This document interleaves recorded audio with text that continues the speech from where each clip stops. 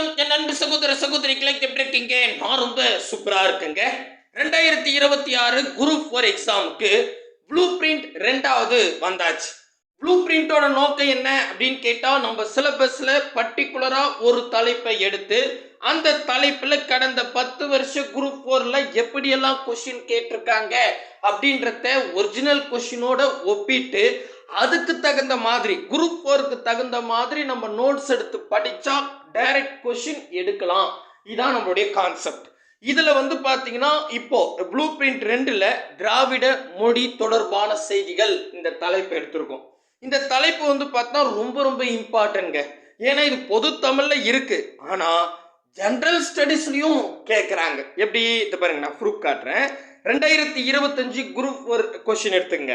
அதுல 98வது கேள்வியா திராவிட மொழி தொடர்பான செய்திகள்ல இருந்து ஒரு கேள்வி கேட்டிருக்காங்க. சரி, இது பொது தமிழ், முதல் 100 வந்து பொது தமிழ் இருக்கும் கரெக்டா. அதுல 98வது கேள்வியா கேட்டிருக்காங்க.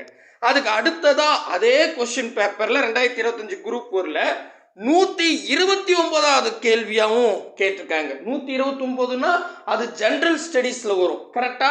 அப்ப ஜெனரல் ஸ்டடீஸ்க்குள்ளேயும் இந்த தலைப்புக்கு கீழே கேட்டிருக்காங்க. ஆக்சுவலி 2025 குரூப் 4 எக்ஸாம்ல 2 கேள்வி கேட்டிருக்காங்க ஒரே பாடத்துல இருந்து. சரிங்களா, சூப்பர் இல்ல? சரி, இது ஒரு எக்ஸாம் கேட்டிருப்பாங்க சார், இதுக்கு என்ன அப்படின்னு நீங்க சொன்னீங்கன்னா, 15/2/2026 இந்த வருஷத்துல ஒரு எக்ஸாம் தான் நடந்திருக்கு. அந்த எக்ஸாம்ல பொது தமிழே கிடையாது. சரிங்களா, அந்த எக்ஸாம்ல ஜெனரல் ஸ்டடீஸ் பகுதி நான் பாருங்க அந்த ஒரிஜினல் கேள்வி கூட காட்டுறேன். நான் எல்லாமே தெளிவா ப்ரூஃபா எடுத்துட்டு வந்திருக்கேன். சரிங்களா, ஸோ இது பாருங்க எங்க இருக்கு அடுத்த கேள்வி. இங்க பாருங்க, நான் அந்த டேட்டோட கொடுக்குறேன், நீங்க செக் பண்ணி பாத்துங்க. 15/2/2026 அன்னைக்கு டிஎன்பிசியில் ஒரு ஆன்சர் கீ வெளியிட்டிருப்பாங்க. அதில் 36வது கேள்வியா கேட்டிருக்காங்க. ஆக்சுவலி அதில் பொது தமிழ் கிடையாது, ஞாபகம் வச்சுங்க. சரிங்களா, அதில் ஜெனரல் ஸ்டடீஸில் தான் கேட்டிருக்காங்க. முதல் 100 வந்து ஜெனரல் ஸ்டடீஸ் இருக்கு, அடுத்தது அவங்க டிபார்ட்மெண்ட் ஓரியன்டா அடுத்த 100 இருக்கு. சரிங்களா, ஸோ அப்போ இதுலையும் கேட்டிருக்காங்க. அதுக்கப்புறம் இந்த புதுசாக சிலபஸ் மாற்றத்துக்கு அப்புறம் ஒரு 5 எக்ஸாம் நடக்குது. அந்த 5 எக்ஸாம் கொஸ்டினையும் அனலைஸ் பண்ணி பார்க்கும்போது 3 எக்ஸாம்ல 3 கேள்வி கேட்டிருக்காங்க, ஒரு எக்ஸாம்ல 2 கேள்வி கேட்டிருக்காங்க, ஒரு எக்ஸாம்ல ஒரே கேள்வி கேட்டிருக்காங்க. அப்ப நமக்கு ஆச்சரியத்தின் உச்சகட்டம் என்னன்னா, இந்த தலைப்பை நீங்க படிச்சிட்டீங்கன்னா 100% ஒரு கொஸ்டின் உறுதி அப்படின்னு. நான் என்ன பண்ணிட்டேன், அந்த புக்கையே கட் பண்ணி உங்களுக்கு நோட்ஸா கொடுத்துருக்கேன் பாருங்க. 9th புக்ல, புது புக்ல திராவிட மொழி குடும்பம்னு இருக்கும். இது நீங்க புக் இருந்தா கூட இதுல படிச்சுங்க, அப்படி இல்லைன்னா பழைய புக்ல இருக்கும். ரெண்டும் ஒரு முறை படிச்சிருங்க, ஒரு கொஸ்டின் உறுதியா கேட்பாங்க. இந்த பிடிஎஃப் எப்படி டவுன்லோட் பண்ணணும் அப்படின்றத இந்த வீடியோ எண்டில் சொல்றேன். ஏன்னா நான் இன்னும் ஓவர் வியூ சொல்லலை எப்படி எப்படி கேட்டிருக்காங்கன்னு. ஸோ ஓவர் வியூ சொல்லிட்டு நான் பிடிஎஃப் டவுன்லோட் பண்றது எப்படின்னு சொல்லிடுறேன். முக்கியமாக நம்ம சேனலுக்கு நீங்கள் புதுசாக இருந்தால் சப்ஸ்கிரைபிள் பண்ணி வச்சுக்கோங்க.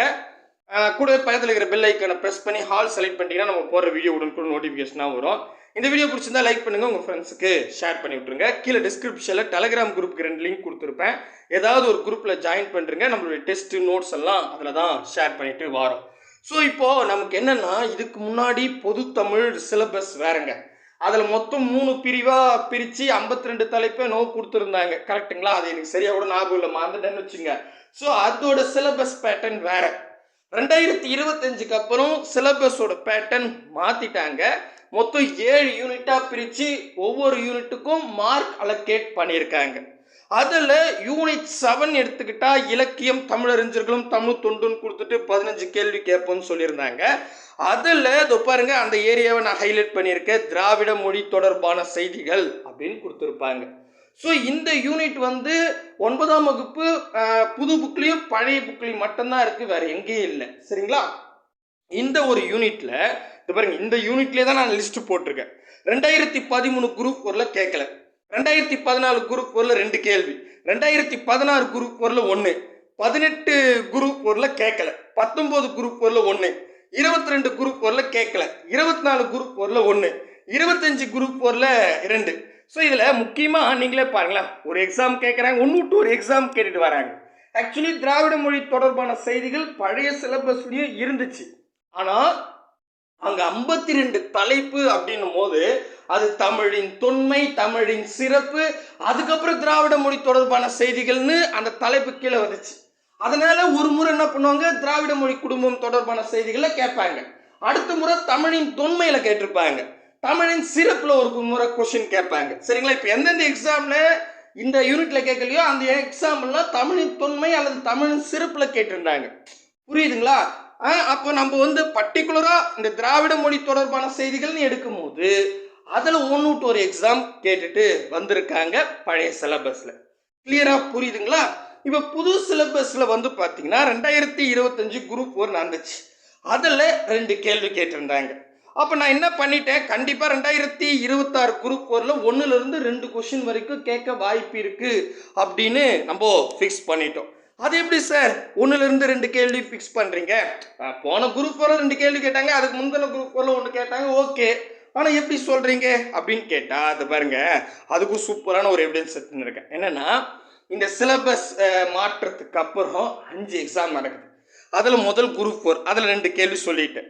நெக்ஸ்ட் வந்து பார்த்தீங்கன்னா குரூப் 2 லாஸ்ட்டாக நடந்துச்சு, அதில் ஒரு கேள்வி கேட்டிருக்கேன். நான் அந்த கொஸ்டின் புக் குரூப்போடு எடுத்து வந்து கொடுத்துருக்கேன். யாருமே இந்த மாதிரி செய்ய மாட்டாங்க, நம்ம தான் செஞ்சுருக்கோம். சரிங்களா? அதுக்கப்புறம் 16/11/2025 அன்னைக்கு ஒரு எக்ஸாம் நடந்துச்சு, அதில் 2 கேள்வி. அதுக்கப்புறம் 4/8/2025 இதெல்லாம் வந்து நான் எக்ஸாம் என்ன எக்ஸாம் சொல்லலை, பட் இந்த புது சிலபஸில் நடந்த எக்ஸாம். புரியுதுங்களா? அந்த டேட், எக்ஸாம் டேட் தான் நான் சொல்கிறேன், நீங்கள் செக் பண்ணி பார்த்துங்க. 4/8/2025 நடந்த எக்ஸாமில் 3 கேள்வி. சூப்பர் இல்லை? அதுக்கப்புறம் 20/7/2025 அன்னைக்கு நடந்த எக்ஸாமில் 3 கேள்வி இந்த ஒரு யூனிட்ல. ஸோ கண்டிப்பாக 3 கேள்வி கேட்பாங்களான்னு என்னால் சொல்ல முடியாது.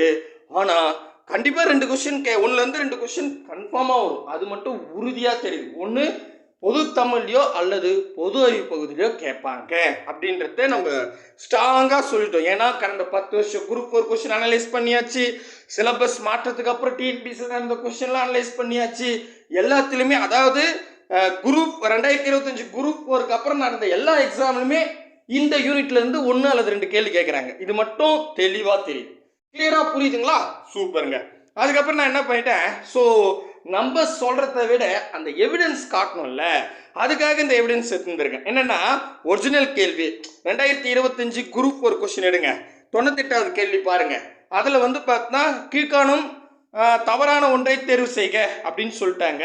இங்கே பாருங்க, புக் ப்ரூஃபே தெளிவாக எடுத்துருக்கேன். இந்தியாவில் பேசப்படும் மொழிகளோட எண்ணிக்கை வந்து 1300க்கு மேற்பட்டது அப்படின்னு சொல்கிறாங்க.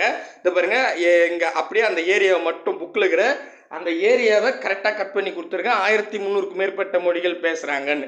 நெக்ஸ்ட் வந்து பல கிளை மொழிகள் இந்தியாவில் பேசப்படுவதால் இந்திய நாடு மொழிகளின் காட்சி சாலையாக திகழ்கிறது அப்படின்னு சொல்கிறாங்க.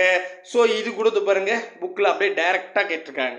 நெக்ஸ்ட் வந்து பார்த்தீங்கன்னா, திராவிடம் என்னும் சொல் முதலில் பயன்படுத்தியவர் ஈஸ்ட் பாரதின்னு சொல்கிறாங்க. இது மட்டும்தான் தவறு. சார் இது வந்து தவறு அப்படின்றத நீங்கள் ப்ரீவியஸ் இயர் கொஸ்டின் படிச்சிருந்தாலும் ஆன்சர் போடலாம். எப்படின்னா, இப்போ 3வது என்ன சொல்லியிருந்தாங்க, திராவிடம் என்ற சொல் முதல்ல பயன்படுத்தியவர் ஈஸ்ட் பாரதின்னு. அப்படியே நீங்கள் என்ன பண்ணுங்க, 2024 குரூப் 4 பாருங்க, 2014 குரூப் 4 கொஸ்டின் எடுத்துப்போம். இங்கே பாருங்க, நான் எவிடன்ஸே காட்டுறேன் பாருங்க. இங்கே பாருங்க, 2014 குரூப் 4ல் 21வது கொஸ்டினா, திராவிடம் என்னும் சொல் முதலில் உருவாக்கியவர் வந்து பார்த்தீங்கன்னா குமரிலப்பட்டா. இப்போ இந்த கேள்வி நீங்க படிச்சிருந்தீங்கன்னா கண்ணை மூடி என்ன பண்ணீங்க, ஆஹா இது கிடையாதுப்பா, அது குமரிலப்பட்டா தானே, ஈஸ்ட் பாரதி இல்லையே அப்படின்னு கண்ணை மூடி டிக் பண்ணியிருப்பீங்க. ஸோ இப்போ ப்ரீவியஸ் இயர் கொஸ்டின் ஏன் படிக்கணும் அப்படின்றது இப்போ உங்களுக்கு புரியுதுங்களா? ஸோ இதில் வந்து இந்த கேள்வி தான் தப்பே, மீதி எல்லாமே கரெக்டு. ஓகேவா? அப்போது எளிமையாக இந்த கேள்வி நீங்கள் ஹேண்டில் பண்ணலாம். இந்த மாதிரி கூற்று காரணம் மாதிரி கேட்குறாங்க, தவறானதுலாம் கேட்குறாங்கன்னா மோஸ்ட்லி ப்ரீவியஸ் இயர் கொஸ்டினை படிச்சுட்டு அதுக்கு தகுந்த மாதிரி நீங்கள் நோட்ஸ் எடுத்தாவே அட்டகாசமாக ஆன்சர் பண்ணிடலாம். சரியா? புரியுதுங்களா? சூப்பர். அடுத்தது இங்கே பாருங்க, இது வந்து 2024 குரூப் 4 எக்ஸாமில் கேட்டிருக்காங்க. இதில் தமிழ் வடமொழி மகள் அன்று, அதாவது தமிழ் வந்து வடமொழியோட மகள் கிடையாது, அதுக்குன்னு ஒரு தனி குடும்பம் இருக்குது. அப்புறம் அது சமஸ்கிருதத்துக்கு அதாவது சமஸ்கிருதத்தில் எந்த கலப்பு இல்லாமல் அழகாக தனியாக பேசக்கூடிய ஆற்றல் பட்டது அப்படின்னு சொன்னவர் யாரு அப்படின்னு கேட்குறாங்க. இது வந்து பார்த்தீங்கன்னா 9th புக்கில் 4வது பேஜ் நம்பரில் தெரியுமா அப்படின்ற கலர் பாக்ஸில் இருக்குது. சரிங்களா, காட்டுவேல் ஆன்சர். புரியுதுங்களா? ஸோ இந்த புக்கிலும் தான் டைரெக்டாக கேட்குறாங்க. நான் புக் ப்ரூஃப் தான் வச்சுருக்கேன். சரிங்களா? அதுக்கு அடுத்தது இங்கே பாருங்களேன், 2020 நான் ஒரு கொஞ்சம் ஓவர்வியூ சொல்லிட்டு போயிடுறேன். 2025 குரூப் ஒரு கொஸ்டின் எடுத்துக்கிட்டா 129வது கேள்வி எடுங்களேன். அதில் என்ன சொல்கிறாங்கன்னா, தவறான இணைப்பை கண்டுபிடின்னு சொல்லிட்டாங்க. தென் திராவிடம், கிழக்கு திராவிடம், நடு திராவிடம், வட திராவிடம். ஆக்சுவலி இது ஒரு பாக்ஸில் இருக்கும். இங்கே பாருங்கள், நமக்கு வந்து தென் திராவிடம், நடு திராவிடம், வட திராவிடம் தான் இருக்குது. இதில் வந்து பார்த்தீங்கன்னா கிழக்கு திராவிடம்னு ஒன்று கிடையவே கிடையாது. அதில் வந்து பேரும் கொடுத்துருக்காங்க. நம்ம பேரையும் நான் பார்க்கறது அப்புறம் கிழக்கு திராவிடம்னு ஒரு பேரே கிடையாது. அப்போது ரோமல அதாவது ரெண்டாவது தான் தவறு. ஆப்ஷன் பாருங்கள், ஆப்ஷன் பி தான். சரிங்களா? ஸோ ரெண்டாவது தான் தவறு. இந்த பாக்ஸ் ரொம்ப இம்பார்ட்டன்ட்ங்க, அடிக்கடி கேட்குறாங்க. சரிங்களா? ஸோ நீங்கள் அடுத்த எக்ஸாம் கூட பாருங்களேன், இதில் காட்டிருப்பாங்க. அடுத்தது வந்து பார்த்தீங்கன்னா இங்கே பாருங்கள், 2019 குரூப் 4. இதில் என்னென்னா, திராவிட மொழிகளின் ஆய்விற்கு பங்களிப்பு செய்தவரில் குறிப்பிடத்தக்கவர் யாரு அப்படின்னு கேட்டிருக்காங்க. மோ மீனாட்சி சுந்தரம். இது வந்து பார்த்தீங்கன்னா இதே திராவிட மொழி குடும்பத்தில் இது பாருங்கள், அழகாக அந்த ஏரியாவில் கொடுத்துருக்காங்க. சரிங்களா? புக்கில் இருந்து டைரெக்டாகவே கேட்டிருக்காங்க. 2016 குரூப் 4 எடுத்துக்கிட்டாலும் புக்கில் இருந்து கேட்டிருக்காங்க. 2014 குரூப் 4 இது பாருங்க, அதாவது 2014 குரூப் 4 முதல்ல இந்த புக்கே கிடையாது, பழைய புக்கு தான் இருந்துச்சு. ஆக்சுவலி பழைய புக்கில் இந்த கண்டென்ட் தான் இருக்குது. 1 2 தான் கொஞ்சம் மாறி இருக்கும். அதுக்காக தான் நான் 2 புக்கையும் படிச்சுங்க. 9th ஓல்டு புக்கையும் நியூ புக்கையும் ஒரு சேர படிங்க. பழைய புக்கில் இருக்கிற எக்ஸ்ட்ரா பாயிண்ட்டை எழுதி வச்சுங்க, அவ்வளோதான். சரிங்களா? ஈஸி. ஓகே, இது பாருங்க, அடுத்தது 2014 குரூப் 4லயே இப்போ இதுதான் நம்ம சொன்னோம், திராவிடம் என்ற மொழி முதல்ல உருவாக்கிய யாருன்னு. ஸோ அதுக்கப்புறம் கூடவே நான் என்ன பண்ணிட்டேன், 16/11/2025 இதுதாங்க போன வருஷத்தில் கடைசி எக்ஸாம். ஸோ அந்த எக்ஸாமில் வந்து பார்த்தீங்கன்னா கேட்கப்பட்ட கேள்வியும் புக்கில் இருந்து பாக்ஸ்லேருந்து கேட்டிருக்காங்க. ஸோ ஒவ்வொரு கேள்வியும் நம்ம பார்க்கும்போது எல்லாமே புது கொஸ்டின் தாங்க. பாருங்க, 4/8/2025 அதில் கேட்ட கொஸ்டினும் புக்கில் இருந்து தான் கேட்டிருக்கேன். எந்த ஏரியாவில் கேட்டிருக்காங்கன்றத தெளிவாக ஐடென்டிஃபை பண்ணி கொடுத்துருக்கேன். இப்போ கிட்டத்தட்ட இதில் வந்து பார்த்தீங்கன்னா மொத்தம் எத்தனை கொஸ்டின்ஸ் இருக்குன்னா, ஒரு 15க்கு மேற்பட்ட கேள்வி இருக்குன்னு வச்சுங்க. இந்த 15 கொஸ்டின் அப்படியே லிஸ்ட் எடுங்க, எழுதிடுங்க. எழுதிட்டு இது எழுதி படித்து முடிச்சிருங்க. படித்து முடிச்சுட்டு புக் எடுத்து பாருங்களேன், எது இம்பார்ட்டன்ட் பாயிண்ட்டுன்னு உங்களுக்கே தெரியும். எந்த பாயிண்ட் ஆஃப் வியூவில் படிக்கணும் அப்படின்றத தெளிவாக தெரியும். நான் சொல்கிறது புரியுதா? நான் என்ன சொல்கிறேன், முதல்ல இந்த PDF டவுன்லோட் பண்ணி இந்த கேட்கப்பட்ட கேள்வியில் ஒரு முறை படிச்சிருங்க. ஓகேவா? எத்தனை கேள்வி இருக்குதோ ஒரு முறை கொஸ்டின் ஃபுல்லாக படித்து முடிச்சிருங்க. படித்து முடிச்சுட்டு அதுக்கப்புறம் மேபி உங்ககிட்ட புக்கே இல்லைனா கூட பாருங்கள், இதுக்கு பின்னாடியே கொடுத்துருங்க. இது வரைக்கும் பார்த்தீங்களா? இது அப்படியே PDFல படிச்சிருங்க, ஒரு முறை வாசிச்சிருங்க. வாசிக்கும் போது எந்த ஏரியாவை அவங்க எக்ஸாம் பாயிண்ட் ஆஃப் வியூவாக கேட்குறாங்க அப்படின்றது தெரியும். நிறைய இடத்துல கவர் ஆகிட்டே இருக்கும். சரிங்களா? 10 வருஷம் ப்ரீவியஸ் இயர் கொஸ்டினை நீங்கள் பார்த்தாவே கிட்டத்தட்ட இந்த யூனிட்டில் 90% கவர் ஆகிட்டு இருக்கும். 10% எக்ஸ்ட்ரா இருக்கும். ஒன்று கேட்டால் ப்ரீவியஸ் இயர் கொஸ்டின்லேருந்து கேட்கணும், இல்லைன்னா அந்த 10% இருக்கு பாருங்க, அதில் கேட்கணும். நீங்கள் 90% ஓல்டு கொஸ்டின் பேப்பர் வச்சு நோட்ஸ் எடுத்துட்டீங்க, 10% விட்டுருக்காங்க இல்லையா, அது தனியாக நீங்கள் நோட்ஸ் எழுதி வச்சிட்டீங்க கடைசியா அப்படின்னும் போது உங்கள் நோட்ஸ்லேருந்து டைரெக்டாக கேட்க அதிக அளவு வாய்ப்பு இருக்குது. கிளியராக புரியுதுங்களா? இதுதான் படிக்கிற மெத்தேட். சரிங்களா? எல்லாரும் தான் படிப்பாங்க.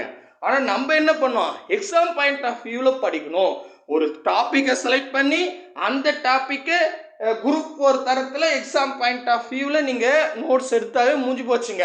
எப்பேற்பட்ட கொஸ்டின் கேட்டாலும் அசால்ட்டாக ஆன்சர் பண்ணலாம். நம்ம டீமும் வந்து பார்த்தீங்கன்னா மோஸ்ட்லி ட்ரை பண்ணிட்டு இருக்கோம். முடிஞ்ச அளவுக்கு நாங்களும் இதுக்கு நோட்ஸ் ரெடி பண்ணி தரோம் எக்ஸாம் பாயிண்ட் ஆஃப் வியூவில். சரிங்களா? ஸோ கண்டிப்பாக இது ரொம்ப யூஸ்ஃபுல்லாக இருக்கும் அப்படின்னு நம்புகிறேன். இது second blue print. First blue print general ஸ்டடீஸில் 5ஆம் திட்டம் கொடுத்தாச்சு, ஃபர்ஸ்ட் ப்ளூ பிரிண்ட். 2வது ப்ளூ பிரிண்ட்டில் திராவிட மொழி கொடுத்தாச்சு. 3வது ப்ளூ பிரிண்ட்டில் மேக்ஸில் ஒரு தலைப்பு கொடுக்கலாம், அல்லது ஜென்ரல் ஸ்டடீஸ் ஏதாவது ஒன்று பார்க்குறேன் எது கொடுக்கலான்னு. முடிஞ்ச அளவுக்கு 150 டாபிக் இந்த மாதிரி நாங்கள் செலக்ட் பண்ணி கொடுக்கணும் அப்படின்னு ஆசைப்படுறோம். அதுக்கு முக்கியமாக உங்கள் ஆதரவு தான் நாங்கள் எதிர்பார்க்குறோம். ஸோ நல்லா இருந்தால் லைக் பண்ணுங்கள், கமெண்ட் பண்ணுங்கள். நிறைய கமெண்ட் பண்ணால் டீம் வந்து ஆக்டிவாக இருக்கும், உங்களுக்கே புரியும். நான் ஒரு மணி நேரம் பேசணும்னு வச்சிங்களேன், ஸ்பீச் நல்லா இருக்குதுன்னா கை தட்டுவாங்க. கை தட்டினா தான் பரவாயில்லப்பா நம்ம நல்லா பேசணும்னு தெரியும். உம்முன்னு பார்த்துனே இருந்தா நீங்கள் நான் பேசுறதுக்கு பிடிக்குதா இல்லையா அப்படின்னு தெரியாது. அப்படின்னா அவன் எக்ஸ்ட்ரா கருத்து சொல்ல முடியாது. அதே மாதிரி தான் உங்களுக்கு பர்ஃபெக்டாக நோட்ஸ் எடுத்து கொடுக்கணுன்னா நான் உங்களை இதுவும் சொல்ல, நல்லா இருக்குன்னா நல்லா இருக்குன்னு சொல்லுங்கள், நல்லா இருந்தால் நல்லா கமெண்டில் சொல்லுங்கள். உங்கள் கமாண்டை வச்சு தான் இவங்க ஆக்டிவாக ஆவாங்கன்னு சொல்கிறேன். ஓகே, காசா பணமா ஒரு கமாண்டு போடுங்கன்னு சொல்கிறது இப்படிட்டு இருக்குல்ல. சரி போங்க. சரி, இந்த பிடிஎஃப் எப்படி டவுன்லோட் பண்ணுறது அப்படின்னு கேட்டால் கீழே டிஸ்கிரிப்ஷனில் டெலகிராம் குரூப்புக்கான லிங்க் இருக்குன்னு சொன்னல, அப்படியே கீழே வாங்க.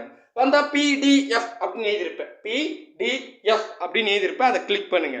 அதை கிளிக் பண்ணால் நம்ம வெப்சைட் போகும். நம்ம வெப்சைட் போனால் ஒன்றே இருக்காதுங்க. அப்படியே அவங்க வந்தீங்கன்னா 2 விளம்பரத்துக்கு நடுவில் டவுன்லோட் இயர் அப்படின்ற ஒரு ப்ளூ கலர் பாக்ஸ் இருக்கும். முக்கியமாக சம்டைம் தலை மேலே விளம்பரம் காட்டலன்னு வச்சிங்களேன், டவுன்லோட் ஆகாது, கிளிக் பண்ண ஆகாது. அப்படி என்ன சார் ஆகலைன்னா ஒரு முறை ரீஃப்ரெஷ் பண்ணுறேங்க. ரீஃப்ரெஷ் பண்ண ஆகிடும். சரிங்களா? ஏன்னா நீங்கள் டேரெக்டாக போயிட்டு வேகமாக தள்ளும் போது அந்த விளம்பரம் என்ன ஆகிடும், மறைச்சிக்கிறதால உங்களுக்கு டவுன்லோட் ஆகாது. ஸோ அதனால ரீசன் சொல்கிறேன். நிறைய பேருக்கு அந்த மாதிரி இன்சிடென்ட் வருதுன்னு சொன்னாங்க. அதுக்கு தான் நான் சொல்லிடுறேன். மேபி டவுன்லோட் பட்டன் கிளிக் பண்ணி ஒரு மூமெண்ட்டே இல்லை, அங்கே டைமர் ஓடும் 15, 14, 13. ஸோ அந்த 15, 14, 13 டைமர் ஓடனா ஓகே, அப்படியே வெயிட் பண்ணுங்க.